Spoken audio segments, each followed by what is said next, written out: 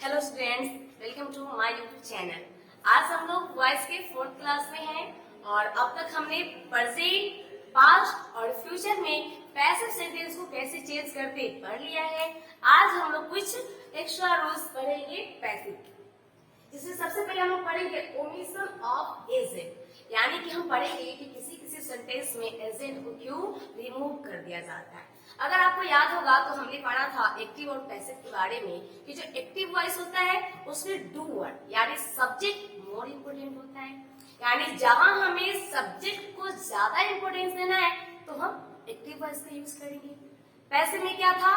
Passive में था कि work done is more important then doer, यानी कि पैसिव में क्या होता है कि जो काम किया गया है वो डूअर से ज्यादा इम्पोर्टेंट होता है, यानी कि पैसिव में हमें डूअर को इम्पोर्टेंस देने की जरूरत नहीं होती है, इसलिए अक्सर उसे हम क्या करते हैं, ड्रॉप कर देते हैं। फिर भी अगर कहीं पे बिना डूअर के हमारा मीनिंग क्लियर नहीं होगा तो वहां पे डूअर को एजेंट के रूप में लिखना जरूरी होता है। तो आज हम पढ़ेंगे कि कहाँ कहाँ एजेंट को हटा देना है या कहाँ पे नहीं हटाना है। मैंने यहाँ पे कुछ प्रोनाउंस की लिस्ट बनाया है, आप यहाँ पे देखिए ओमिशन ऑफ एजेंट में।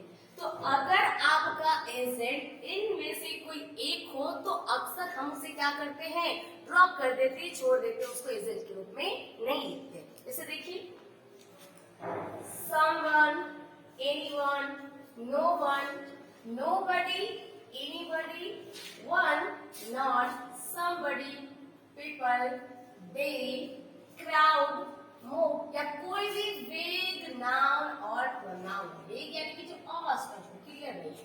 अगर आप यहाँ पे देखेंगे जितने भी यहाँ पे प्रोनाउन है ये सारे के सारे क्या है, ये सारे के सारे प्रोनाउन आपके इंडेफिनिट में आते हैं।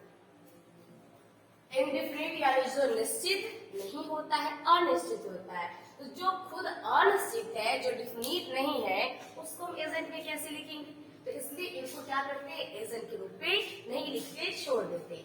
इनके अलावे जो आपके ही, सी, इट, वी जो भी पर्सनल प्रोनाउन होते हैं तो जरूरत के अनुसार हम उनका यूज करते हैं एजेंट में। अगर वो हमारे आंसर को, हमारे मीनिंग को क्लियर करने के लिए जरूरी हो तो लिखते हैं, नहीं तो उसको ड्रॉप कर देते हैं।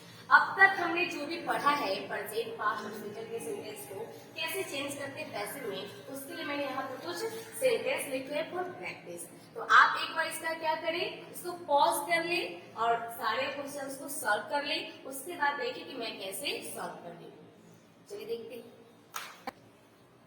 तो चलिए अब मैं इसको एक एक करके सॉल्व करती हूँ। तो यहाँ पे आपको दिख रहा होगा Ram had sold his car. यहाँ पे हैज के साथ सोल्ड यानी वर्ब 3 है।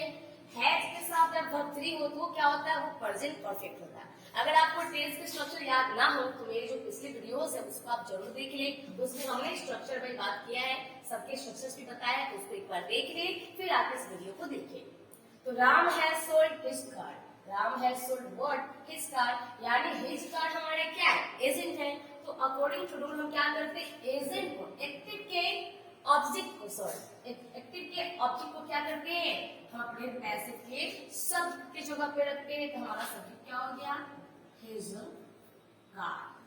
अब आपको अगर याद हो, अब नहीं याद हो तो किसी का वीडियो देख ले। हम क्या करते थे, प्रेजेंट परफेक्ट को पैसिव में चेंज करने के लिए जो वर्ब लेते थे वो क्या लेते थे, बी।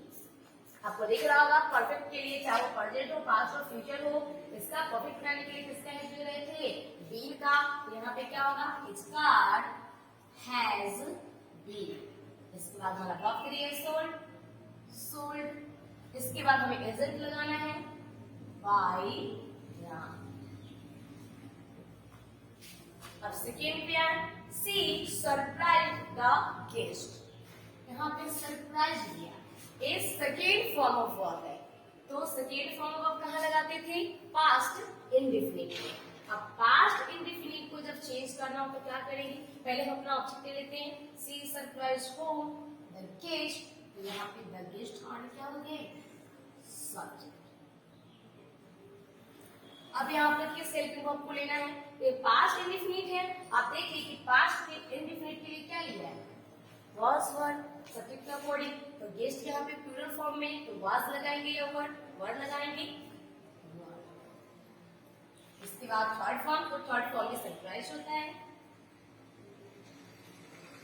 सरप्राइज्ड बाय हर।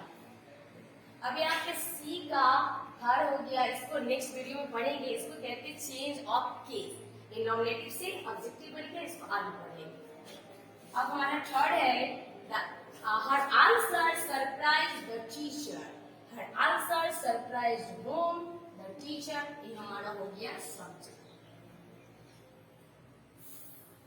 अब यहाँ पे देखिए सरप्राइज, ये क्या है, पास्ट टेंस है, पास्ट इंडेफिनिट है क्योंकि सेकेंड फॉर्म ऑफ वर्ब है, तो पास्ट इंडेफिनिट को चेंज करने के लिए किसका यूज करें, वाज या वर। अब यहाँ पे द टीचर है, सब्जेक्ट हमारा सिंगुलर है, तो क्या लगाएंगे, वाज या वर, वाज लगाएंगे, वाज सरप्राइज्ड। अब यहाँ पे कौन सा प्रीपोजिशन लगेगा, मैंने आपको बताया था सुटेबल प्रीपोजिशन के बारे में। यहाँ पे क्या हमारा एजेंट हो जाएगा, हर आंसर। हमने पढ़ा था कि जो सरप्राइज वर्ब हो, तो अगर वो किसी चीज पे, किसी थिंग से सरप्राइज है, तो वहां पे कौन सा प्रीपोजिशन चुनते हैं, एट चुनते हैं।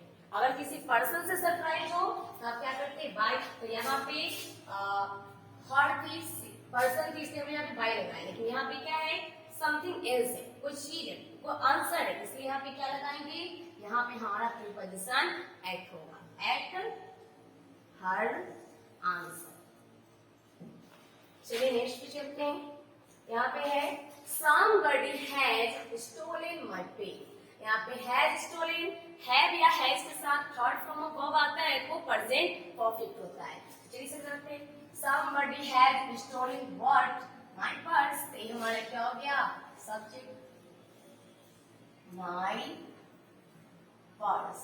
ये क्या है, परफेक्ट है, तो परफेक्ट को चेंज करने के लिए पैसिव किसका यूज करते हैं, बीन का, तो क्या हो जाएगा, हैज के बाद और third form of verb stolen ही होगा। अब यहाँ पे हमारा यहाँ पे एक्टिव वॉइस में हमारा सब्जेक्ट कौन था, somebody, और हमने पढ़ा ए हमारा क्या बनेगा, एजेंट। तो अभी हमने पढ़ा है ओमिशन ऑफ एजेंट में कि अगर somebody हमारे एजेंट के रूप में आता है तो हम क्या करते, क्विट कर देते, छोड़ देते। तो यहाँ पे एजेंट लिखने की जरूरत नहीं है। पर्स चोरी हो गया, चोरी होने का एक्शन ज्यादा इंपॉर्टेंट है, यहाँ पे किसने चुराया, ए नहीं, और जिसने चुराया वो तो क्लियर ही नहीं है। चलिए आगे चलते हैं। आगे है the crowd killed an innocent boy, the crowd killed, second form of verb, यानी कि क्या है, ये आपका पास्ट इंडेफिनिट है। इसको पैसे में चेंज करना तो पहले अपना एजेंट चुने, the crowd killed whom, an innocent boy, तो यहाँ पे लिखेंगे an innocent boy। अब यहाँ पे क्या लगाना, was या were, innocent boy सिंगुलर है तो क्या लगाएंगे, was killed। अब यहाँ पे एजेंट लगाने की जरूरत है, क्या एजेंट क्या होगा, the crowd, और अभी भी हमने पढ़ा है the crowd जब क्या हो, एजेंट के रूप में हो तो उसको नहीं लिखते। अब है 6 number sentence, they will help me, they will help whom, me, तो मैं क्या हो गई, मैं पैसे की एजेंट होगी, तो आई। अब आपको पता है अगर विल लिखा है मतलब कौन सा टेंस है, तो विल लिखा है फ्यूचर है ना, और इसको चेंज करने के लिए क्या करेंगे, और फ्यूचर इंडेफिनिट है क्योंकि विल के साथ फर्स्ट फॉर्म ऑफ वर्ब है यहाँ पे हेल्प, तो इंडेफिनिट हुआ तो क्या लगाएंगे, बी लगाएंगे। और इससे पहले आप यहाँ देखो, दे के साथ विल लगाया तो आई के साथ क्या लगेगा, तो हम सब जानते हैं कि आई और बी के साथ सेल लगता है नॉर्मल कंडीशन में, अदर्स के साथ विल लगता है। तो दे के साथ विल लगा, आई के साथ क्या लगाएंगे, आई के साथ लगाएंगे सेल। और इसके बाद किस हेल्पिंग वर्ब का यूज करना है, बी का, तो हमने यहाँ पे लिया बी। और मेन वर्ब थर्ड फॉर्म में तो क्या हो जाएगा, हेल्प। और फिर हमने पढ़ा कि दे अगर हमारा एजेंट हो तो इसको क्या करते, छोड़ देते, लिख भी सकते, छोड़ भी सकते, आपके ऊपर डिपेंड करता है। बाय देम, अगर मीनिंग को क्लियर करने के लिए जरूरी हो तो लिखेंगे, वरना नहीं, मैंने इसको अंडरलाइन करना है, लिख भी सकते हो नहीं भी। आइए, she gets up early in the morning, इसका कैसे बनाना है, शी गेट्स अप व्हाट, यहाँ पे एजेंट ही नहीं, एजेंट लिख रहा है क्या आपको, शी गेट्स अप होम, क्या उठती है, किसे उठती है, कुछ पता नहीं चल रहा, बस पता चल रहा है कि सुबह उठती है। तो इसका पैसे नहीं बनता है, क्यों नहीं बनता, अभी बताता हूँ। तो इस सेंटेंस का पैसिव नहीं बनेगा क्योंकि उसमें ऑब्जेक्ट ही नहीं, और जिस वर्ब का ऑब्जेक्ट नहीं होता उसको कहते हैं इंट्रांजिटिव। समझ ले, इंट्रांजिटिव इसका नहीं बनेगा। कैसे अभी बताते हैं इंट्रांजिटिव क्या होता है। आगे देखिए, Seema look beautiful. Seema look what? Seema look home. इसका भी आंसर नहीं मिला, यहाँ पे प्रेजेंट ही नहीं है, तो इसका भी पैसिव नहीं बनेगा। अब इनका पैसिव क्यों नहीं बनेगा, अभी हम लोग पढ़ेंगे। They have a beautiful garden। अब इसको जवाब मिल रहा है, they have what? A beautiful garden। लेकिन आप देखेंगे यहाँ पे इसका भी पैसिव नहीं बनता। क्यों नहीं बनता है, अभी पढ़ेंगे हम। नेक्स्ट है, Nappy killed himself। Nappy killed whom? Himself। Nappy ने खुद को मारा। अब यहाँ पे आप देखिएगा सब्जेक्ट कौन है, मारने का काम कौन कर रहा है, नैतिक। नैतिक हमारा सब्जेक्ट है, नैतिक ने किसे मारा, खुद को मारा। अब ध्यान से देखेंगे तो मारने वाला भी नैतिक है और मरने वाला भी नैतिक है, यानी कि एक्शन का इफेक्ट तो इसी पे पड़ रहा है। यानी देखा जाए तो हमारा यहाँ पे एक ही सब्जेक्ट, इसमें ऑब्जेक्ट है ही नहीं, क्योंकि एक्शन भी वही कर रहा है और एक्शन को रिसीव भी वही कर रहा है, तो इसको बोलते हैं रिफ्लेक्सिव वर्ब।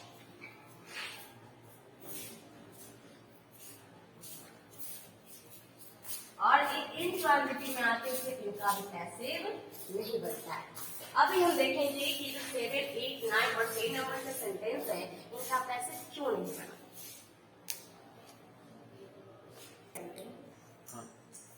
चलिए तब हम स्टार्ट करते हैं कि क्यों इन सेंटेंसेस का पैसिव नहीं बना है ना। तो आप देखेंगे, हम जानते हैं, हमने फर्स्ट क्लास में पढ़ा था कि वॉइस क्या है। वॉइस होता है फॉर्म ऑफ वर्ब, और इसी फॉर्म ऑफ वर्ब को चेंज करते तो एक्टिव से पैसिव या पैसिव से एक्टिव बनता है, तो इसलिए हम थोड़ा वर्ब को पढ़ लेते हैं।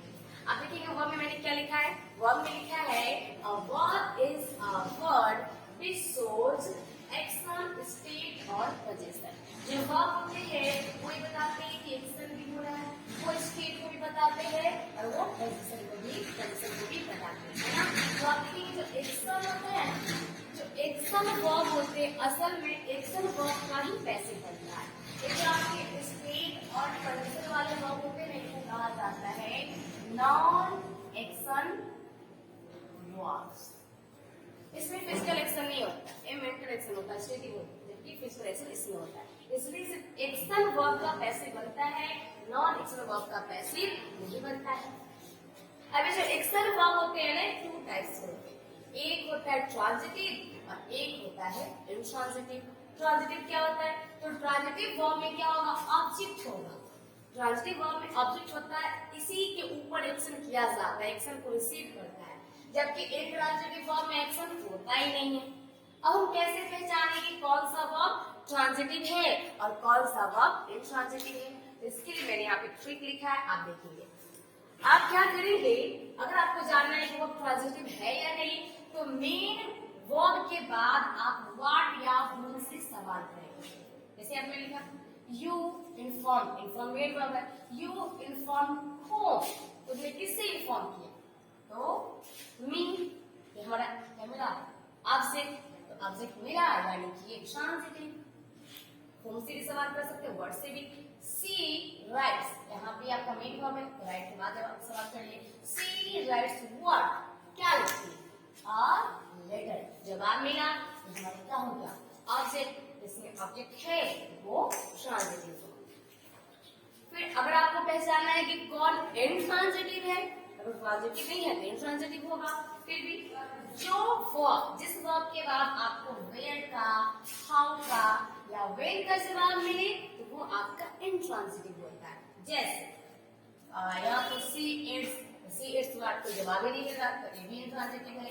इसके अलावा you go to school where every day, या you go to where school, तो कहाँ जा रहे, स्कूल जा रहे, कब जाते, प्रतिदिन जाते हैं, तो ये हमारा वेयर का, व्हेन का जवाब दे रहा है, तो क्या हो गया, ये आपका इंट्रांजिटिव वर्ब हो गया।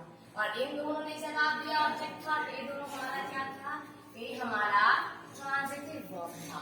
तो सिर्फ ये जो आपका ट्रांजिटिव वर्ब है, सिर्फ ट्रांजिटिव वर्ब का एक पैसिव वॉइस बनता है, इंट्रांजिटिव वर्ब का पैसिव वॉइस नहीं बनता।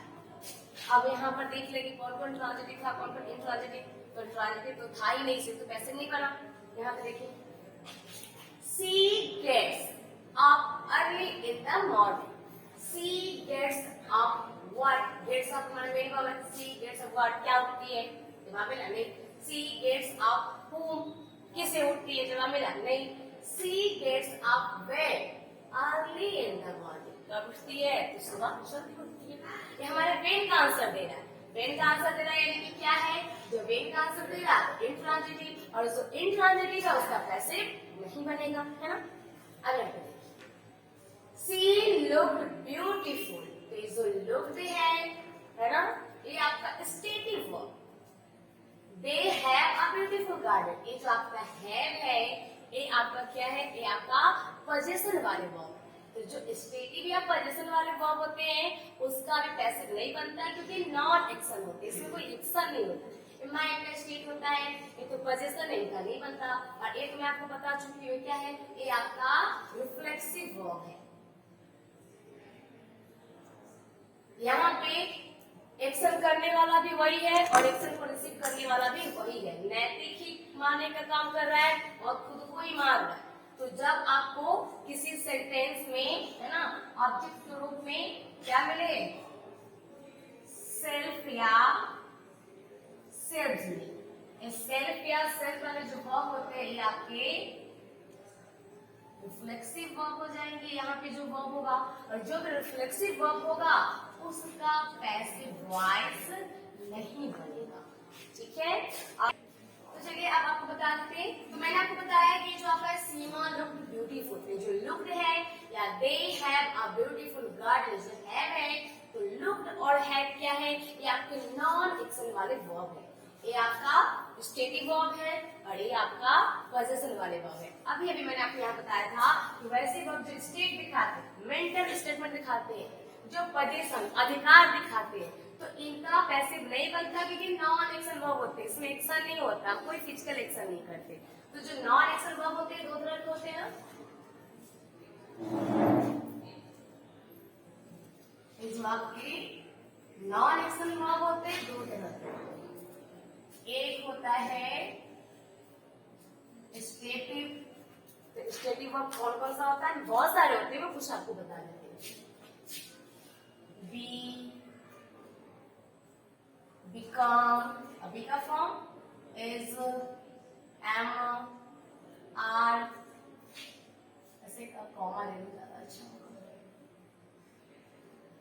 was, were, resemble, resemble का मतलब होता है सदृश, लुक लाइक, की तरह दिखना, की समान, है ना। उसके बाद आपका लुक हो गया। तो ये आपके स्टेटिव वर्ब होते हैं, आपके स्टेट को बताते हैं, मेंटल स्टेट को बताते हैं, इसमें कोई एक्शन नहीं होता। फिर जो दूसरा होता है, इसमें हम स्टेट हो गया स्टेटिव। अब जो होती है वो पोजीशन वाली होती है, जो पोजीशन यानी कि अधिकार दिखाते हैं। पोजीशन यानी कि जो अधिकार दिखाए, किसी वस्तु पे आपका ओनरशिप दिखाए। जैसे हो गया यहाँ पे have, belong, own, और कौन सा होते हैं पोजीशन वाले वर्ब। तो जो स्टेटिव वर्ब होते हैं, जो पोजीशन वाले वर्ब होते हैं, इनका पैसिव नहीं बनता है। यहाँ जो आपका था they have a beautiful garden, तो है, या सीमा लुक ब्यूटीफुल लुक, ये आपकी क्या थे, तो जो लुक था वो आपका स्टेटिव वर्ब था, जो हैव था वो आपका पोजीशन वाला वर्ब था, इसलिए इनका पैसिव नहीं बनता है। तो आज के लिए इतना ही। अब हम लोग पढ़ेंगे अगला, वैसे बहुत सारे टॉपिक्स है जो हमें पढ़ना है। तो जैसे मैंने आपको बताया चेंज ऑफ केस, और उसके बाद पढ़ेंगे कोई किसी किसी सेंटेंस में डबल ऑब्जेक्ट होते हैं, तो इनके बारे में हम नेक्स्ट वीडियो में पढ़ेंगे। अगर आपको आज का वीडियो अच्छा लगा हो तो लाइक करें, कमेंट करें और शेयर करें, और हमारे चैनल को सब्सक्राइब करें। Thank you.